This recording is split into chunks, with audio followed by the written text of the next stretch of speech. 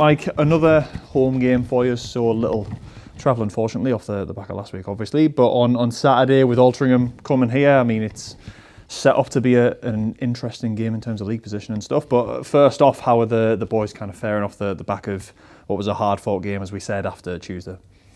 Boys are good spirits. Obviously I had a couple of days recovery in, had a working day today, got as much prep as we could, and yeah, looking forward to it. I think it's going to be a good footballing game, similar to the one on Tuesday night, and yeah, we'll go toe to toe with a good team. Yeah, and obviously you mentioned it a little bit there. I suppose Altrincham are a team who you've played quite a few times in recent years, really, and generally they're always quite close games between you, similar styles of play, I suppose, similar to Tuesday in a sense as well. But how are you looking ahead to that specifically for you? Yeah, we're going to be ready. We've got to be on our levels and make sure that we're focused on everything we do. They've got really good individuals. Obviously, their front three or four got a really good goal scoring record. The team in general score a lot of goals, and it's going to be hard. I think we've got to try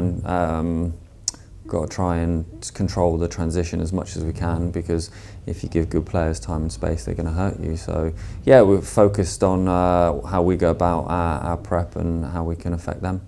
Yeah, and in terms of players specifically at the minute, obviously Callum Whelan's been training a little bit this week. Obviously he's been out since the opening day, so how is he kind of faring individually at the moment? Yeah, good to have him back. Yeah, he's just come back. He's had a couple of sessions, but he's going to need a couple of weeks training. So yeah, it's just about getting the load management inside of him and making sure that we do everything we can to get him as fit and as strong as we can and be ready for selection as soon as possible. For Greg as well, obviously notching his 200th appearance for the club in midweek. Obviously someone who I think fans kind of see as synonymous with Gateshead nowadays, really, but someone who's been as important this season, I suppose, as he always has been for you. Yeah, he's Mr. Gateshead, and he's our skipper. He embodies everything we do. Again, he's honest as the day's long.